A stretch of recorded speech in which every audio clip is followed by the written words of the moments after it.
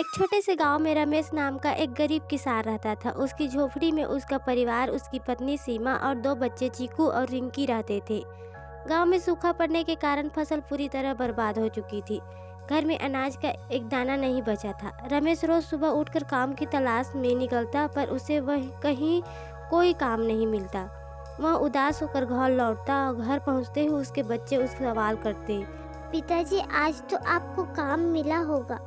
उस काम के पैसों से आज हमें खाना मिलेगा। बोलिए ना पिताजी, आज तो हमें खाना मिलेगा ना? रमेश दर्द भरी आवाज में कहता। नहीं बच्चों, आज भी आपके पिताजी को काम नहीं मिला। मुझे माफ कर दे। मैं आप लोगों को 2 वक्त का खाना तक नहीं दे पा रहा हूँ। ऐसे ही दिन बीत रहे थे कि एक दिन रिंकी को भूख बर्दाश्त नहीं हुई और वह रोने लगी।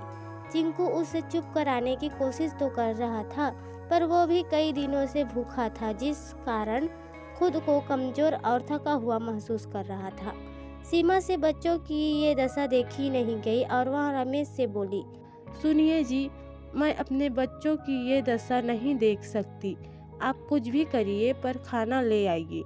रमेश अपनी पत्नी के इस बात को सुनकर चुपचाप घर से बाहर निकल गया और गांव के बाजार में जाकर हर एक दुकानदार से काम मांगने लगा, पर कोई उसे काम पर रखने को तैयार ही नहीं थे।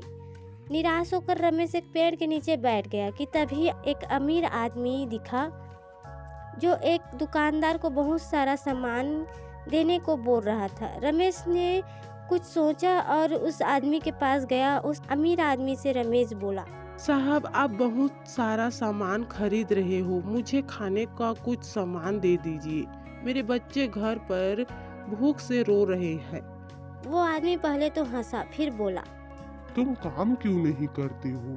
रमेश की आंखों में आंसू आ गए। उसने कहा, साहब, मैं मेहनत से जी नहीं चुराता, पर यहाँ कोई मुझे काम नहीं दे रहा। पिछले कई दिनों से मैं काम की तलाश में हूँ, पर क्या करूँ, काम नहीं मिला। मेरे बच्चे पिछले कई दिनों से भूखे हैं घर पर। उसकी बात सुनकर उस आदमी का दिल पिघल गया। उसने रमेश को अपने घर बुलाया और उसे काम पर रख लिया।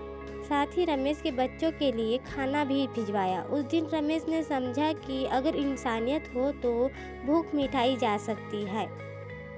भूख किसी जाति, धर्म या वर्ग को नहीं देखती। यह हर इंसान का दर्द है। अगर हम सब मिलकर एक दूसरे की मदद करें तो दुनिया से भूख का दर्द मिटाया जा सकता है। हमारी कहानी पसंद आई हो तो लाइक, कमेंट और सब्सक्राइब करें।